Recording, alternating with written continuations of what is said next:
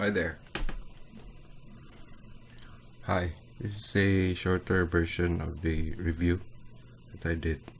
So the questions will be mostly when I was looking for a tablet monitor is the XP Pen 22 HD, does it have stable pen? Does the cursor jitter or jitter around when you hold it steady? No, it doesn't jitter. It has no jitter. It's quite steady. Now, can you draw straight lines? Yes. Can you draw slow lines while keeping it relatively smooth? Now that's an issue that is related to the screen, of how much the nib would slide around as you're moving the pen. Now, when drawing straight lines, of course, fast lines, of course, it's going to keep that the form that you want. But when drawing slowly, it might wobble a bit because now the tip is really snug in just right to the barrel. If this was the barrel, the interior, I'm assuming there's a plastic somewhere here, and it looks like this. This is snug. This doesn't move around, right? Now the tip looks like this somewhat, and it goes through somewhere here. This part is a little, maybe this thick of wobbling space. So that's I think that's how far the Wacom tip also wobbles, or maybe this one wobbles a little bit more. So when you draw slow lines, you can draw it straight, but then your tip would be slipping around the surface of the screen. That's causing the wobbling. Now that's why that's why stabilizers are very useful. This happens with even with desktop tablets. Your excuse me, your stroke done slowly would still wobble a bit, especially in Photoshop. Now, with that, the XP Pen Artist 22 HD is really stable, and it's very sensitive. If I want to write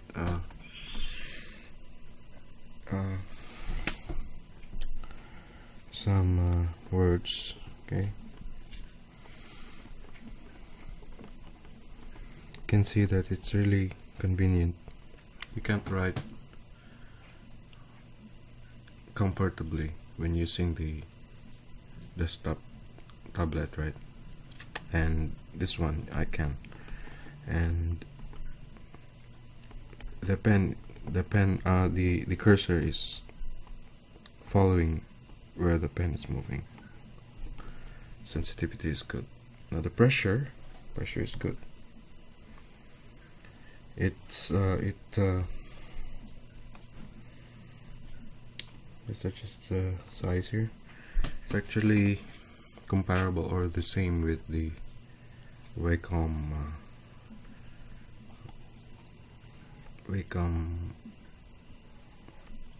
pressure range. I think this can go harder if you set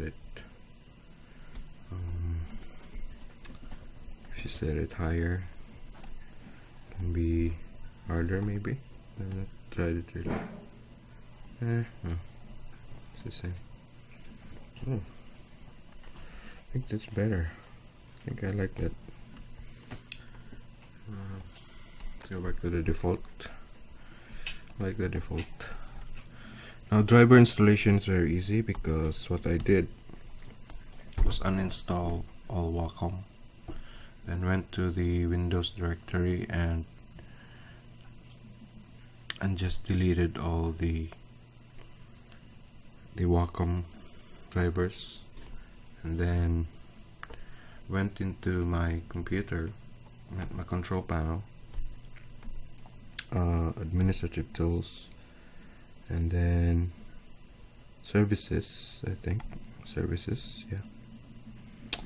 Then just go to your local services. Then why? Then just disable turn the tablet to this one is automatic, but I disabled that first. Change it to manual, and this one too. Uninstall the drivers, then restart my computer, then install the drivers for the Star 3, and then the Star 3 comes from the same manufacturer, so I mean the same company, XP Pen. So installing the driver for the 22HD was in the same package for the Star 3, so it went really smoothly. No problems. I just had to calibrate it quickly so I can have my cursor somewhere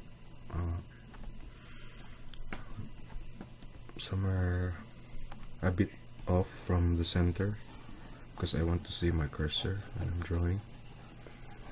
And is it stable? Yeah, of course. The pressure good, yes. Now express keys, I don't need express keys, and I find them inconvenient for what I do. I mostly do ZBrush and Max, 3ds Max, so I don't really need that. Now I can see the benefits of express keys, and they have this new product, the AC19. I think that's better. I think having an external separate express key device is better than having it built into the monitor, because number one, the price would go up, and then they would have to integrate that into the system, and then the power would, when you press a button, the electricity, I don't know how that works, but it might affect the digitizer monitor, and I don't want that. I want my monitor to be as free from interference as possible. Now, what else? The colors are great. I tried adjusting it through NVIDIA control panel, and yeah, you can do that. And so its menus, it's nothing much here really. I never bothered with it. I like how it looks now. I just dropped the colors, the red, blue, and green, to about I think 60 or 70, so it won't be too bright. Now the screen size is huge. I mean, I can make do with a 19-inch. That's fine. Aside from that, I think there's nothing. I mean, the price for 600 plus, I think 680. I think I'd like it to be much cheaper, without sacrificing the quality of the parts. I mean, 300 would be nice, 400 would be okay for 22 HD. 19-inch 1080p, maybe they could go a little cheaper for mass consumption. That would be great. An 18.5 1080, I don't know if that exists. That'd be good. Maybe price this at maybe you have to, if you can drop this maybe in the future without sacrificing the quality of the product. Maybe you could do that, and this, and then this. I'd buy this in an instant. And maybe you could have a 250. I'd go for that. I'd get this or this. It's not a problem. It works for me. Now, what else? What else do you need to know? Would I buy this product if it wears out someday? Yeah. About the how long this can be, I only had this for about a few hours, and I can't say if this will last forever, but just maybe if I could I'll just keep this cool, good ventilation, and without moving it around, with those monitor arms. I think I don't really need that, because I don't want it to wobble when I draw. I want it to be stable, so I'm resting. My table is actually fitted to receive the solid part of this monitor at the back. Just right below the ventilation shaft. There's the back of the monitor. There's this ventilation port here and here, right? This is where your cable would go. Now I rested the table over here so that without the table, the stand would be like that. So I placed the table just about there, so it kind of touches the monitor without lifting it. So when I draw, it would remain stable. This would be on the ground, contact, no wobble, nothing. It's good. Now I'm not going to put moisture into this or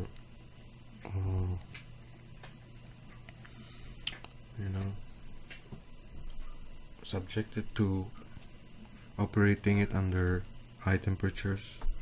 I think that's the weakness of all other